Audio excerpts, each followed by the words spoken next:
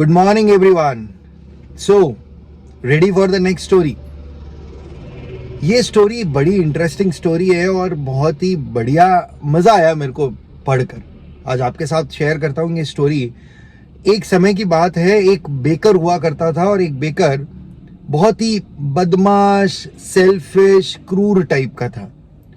वो इतना खराब इंसान था कि अगर वो सड़ी हुई ब्रेड भी पड़ी है उसके पास में तो वो बर्ड्स को नहीं डालेगा उसे। मतलब वो बहुत ही स्टिंगी टाइप कह सकते हो आप, नहीं देता था। वहीं उसके पास में एक आदमी रहता था जो हर वक्त हर स्थिति में खुश रहना जानता था। गरीब था, जितना भी था उसमें भी वो दूसरों की मदद करने की चीज समझता था। वो लोगों के साथ हिलता मिलता जुलता, हंसता खेलता और खुद खुश रहता था उसके अंदर। ये बात उस बेकर से बर्दाश्त नहीं होती थी। वो ये सोचता था, यार इतना गरीब होने के बावजूद, इतनी कम इसके पास रिसोर्सेज होने के बावजूद ये खुश कैसे रहता है। परेशान था, काफी दिन सोचता रहा। फिर उसे एक दिन समझ में आया कि मेरे यहां पर बनने वाली ब्रेड के अंदर से जो इलायची की सुगंध आती है और जो मफिन्स बनते हैं, जो केक्स बनते हैं, उसकी जो खुशबू है वो इसके घर तक जा रही है। और वो खुशबू सूंघकर ये आदमी सुबह सुबह अपनी पोर्च पर बैठकर अपनी बासी सड़ी हुई ब्रेड का आनंद लेता है। और उस कारण से उसकी जो बासी ब्रेड है वो भी बहुत अच्छी बन जाती है। काफी दिन तक वो ऑब्जर्व करता है बेकर, और फाइनली एक दिन उस गरीब इंसान के घर पहुंच जाता है और उसको बोलता है कि मुझे पता चल गया है कि तुमने मेरे यहां से चोरी की है।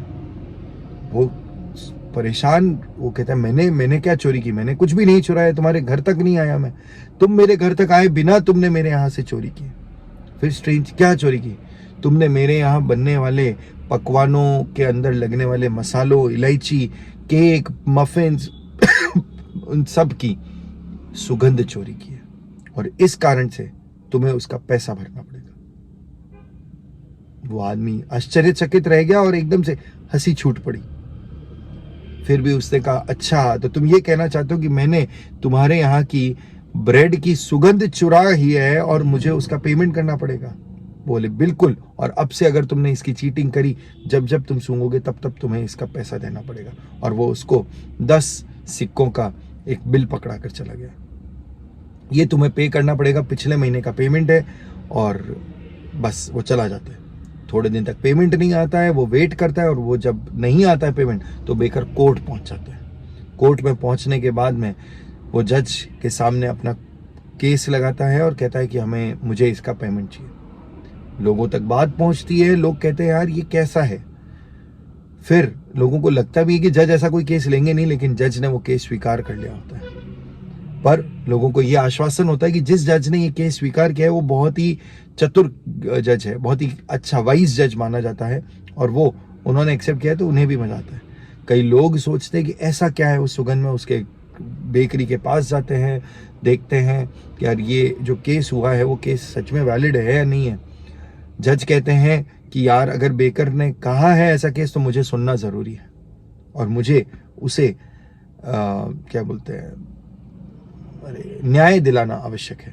तो ठीक है, चला जाता है। फिर जज एक दिन कहते हैं कि इस तारीख को तुम दोनों को आना है, और उस गरीब आदमी को कहते हैं कि तुम्हें 10 सिक्के लेकर कोर्ट में पहुंचना। दोनों केस लेकर जाते हैं, कोर्ट वाले दिन पहुंचते हैं। बेकर अपनी व्यथा बताता है, गरीब आदमी अपनी व्यथा बताता है और जज सुनते हैं। जज सुनने के बाद पूछते हैं कि अब तुम्हें कुछ और बोलना है, कुछ और बताना है? तो बोलता है नहीं।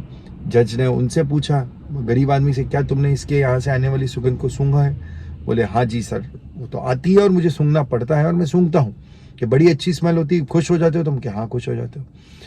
अब कुछ कहना है? कि नहीं कुछ नहीं कहना। उसके बाद में जज कहते हैं कि भाई इसने सुगंध को चुराया तो है, और अगर इसने सुगंध को चुराया है तो चोरी करना क्राइम है, और क्राइम है तो इसको वो क्या कहते हैं, सजा देना भी आवश्यक है। सारे लोग कोर्ट में बैठे हैं जो आश्चर्यचकित हो रहे हैं और ये कह रहे ये क्या कर रहे हैं जज, ऐसा कैसे कर? तो वो गरीब आदमी बोलता, अरे सर मैंने ऐसा क्या किया, मैंने जाकर इंटेंशनली नहीं। बोलता है ऑर्डर, रोक देते हैं उसको, चुप हो, तुम्हें जज का बात माननी पड़ेगी। जज कहते हैं अपने जेब से सिक्के निकालो। जेब से वो सिक्के निकालता है। गरीब आदमी बेचारा सोचता है मैंने मौन मेहनत से बचा के रखे थे, ये भी जाकर मेरे हाथ से चले जाएंगे, अब मैं क्या करूं। फिर जज कहते हैं इन सिक्कों को अपने एक हाथ से दूसरे हाथ में डालो। फिर वो दूसरे हाथ से एक हाथ में डालता है। वो बोलता है ऐसा 10 बार करो। ऐसा 10 बार करता है। फिर जज बेकर की तरफ मुड़ते हैं, क्या तुमने इन सिक्कों की आवाज़ सुनी?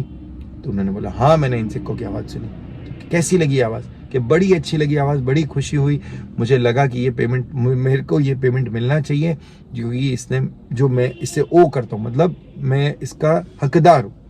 और वो जैसे ही उन सिक्कों के ऊपर हाथ डालने की कोशिश करता है तो जज रोक देते हैं उसे, कि माना कि बेकर के यहाँ से आने वाली सुगंध को इस गरीब आदमी ने चुराया है, तो तुम्हें इस सिक्कों की खनक उसका हर्जाना है और वो तुम्हें मिल चुकी है और तुम अब इसमें खुश रहो।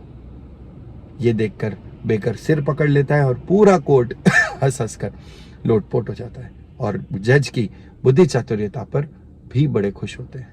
तो इसी प्रकार हम लोग भी लाइफ में दूसरों के सुखों को देखकर दुखी होते हैं और हम उनके सुख का कारण कहीं ना कहीं हमारे को मानने लग जाते हैं, मतलब हमारे से रिलेट करने लग जाते हैं। लेकिन हमें उनके सुखों से दुखी होने की बजाय खुद को सुखी और खुश रखने की आवश्यकता है, ना कि लोगों अनरीजनेबल डिमांड्स को पूरा नहीं करना है। तो ये थी आज की धीरज की वाणी। Thank you everyone, good luck, take care.